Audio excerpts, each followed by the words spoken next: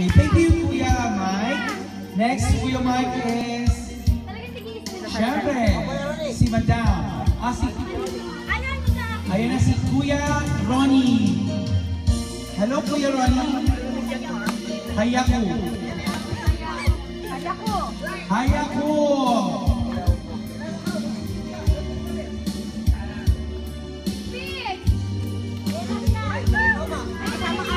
Okani Muchi.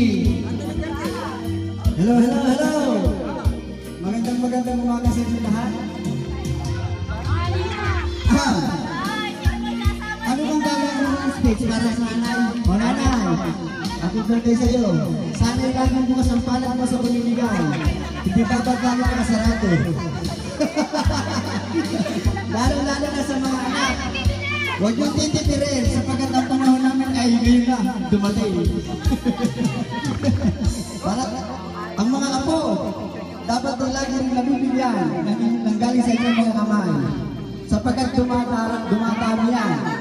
Oh, happy birthday ulit, nanay. Lagi kayo magkasundo ng tatay, ha? Thank you, Kuya Ronnie. Si Kuya Sammy nandito na. Ay, okay na. Kuya Obet pala. Ayan na.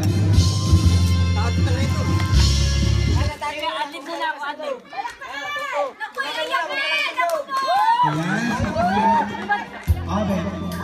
Ano ba, nagpagkaunan ni Bayan?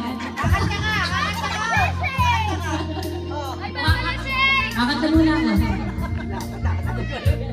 Oh, Mother, happy birthday! Ako lang naman ang umayag sa inyo ganito. Ako lang ba yun, Nay? Oh, Mother, happy birthday! Salamat, ako'y pasimpuman ako ninyo. Sa naway marami pang panahon na magkasama-sama tayo. Yun lang ang best sa inyo. Shoma! Ohay masay-masay.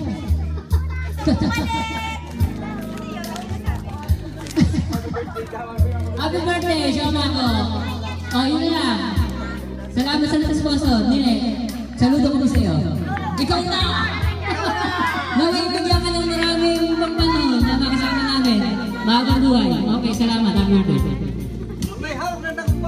Next po, syempre, si Madam Marilyn, si Nini, ayan, si Madam. Palakpakan natin si Madam for make this possible.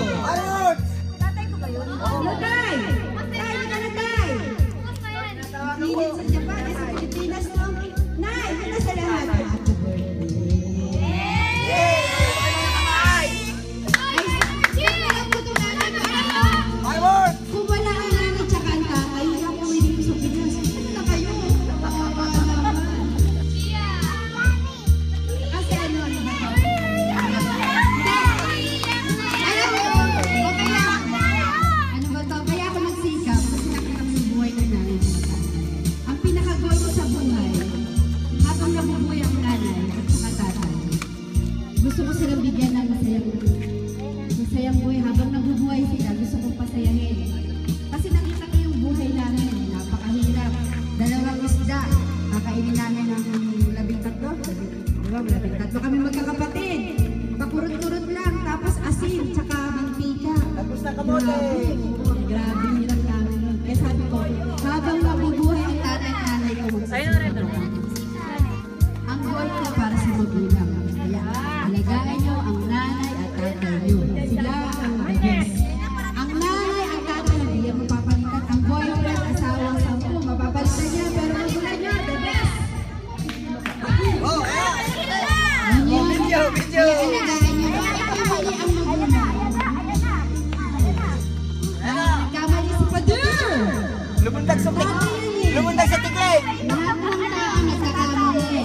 Pero kailangan alagaan nyo yan. Aba, sabi mo, malakas. Bubuhay.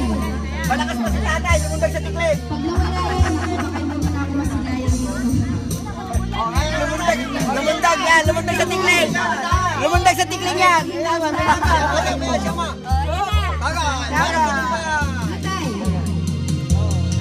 Ayan. Saka yung tanjok, lumundag na. Nansay, 8 years old. Ayan. Yung buhay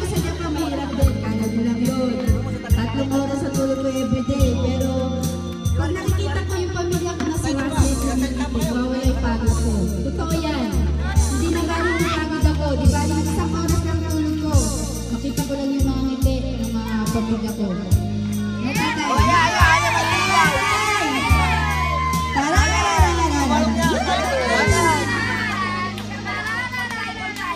Kaya kayo mga anak, mag-aral kayo. Mag-aral lang talaga kayo. Yan yung sinisikap ng mga nanay tatay ninyo. Mag-aral kayo. Para naman makatulong kayo. Para naman mabago yung life natin. Ibang bansa kayo. Kaya basta mag-aral lang kayo. Yung totoong aral. Kasi ako nag-aral pa rin. Yun. Tapos na ba? Tapos yun. Wala na ano, basta tayo kasiyahan tayo ngayon. Wala na ano, walang sisihan. Ayoko na makakarinig ng sisihan, kwentahan. Ayoko niyan. Kasiyahan. Ayoko na. Kasiyahan. Kasi ang kasiyahan, hindi mo papalitan niya ng pera. Diba? Kasiyahan lang, the best. Picture. Picture! Ayan. Yan, okay na yun. Basta tayo, masaya. Wala akong break ako. Masaya lang pamilya ko, masaya na lang kahit mapagod ako. Kayo ang pamilya ko, kayo ang labo ko. Oo, totoo yan. Kaya, pag naghihirap, sasabihan ko ito dati, may maano sa akin, ano ba ito? May nagsasabi na, tumatawag, kailangan ng pera, ganyan. Ngayon, parang wala na nagsasabi, tulungan mo na ako sa ganyan. Siguro nahihiyan yung mga kapatid ko. O bukas na tatawag na sa'yo. Ganito yan. Hindi ko na ba kayo sinumbatan kahit kailan. Kasi kung nabigyan ko kayo dati, okay lang yan. Kasi pinalat kayo, hindi. Kasi talaga, mahirap ang buhay dito sa Pinas. Minsan, pag kayong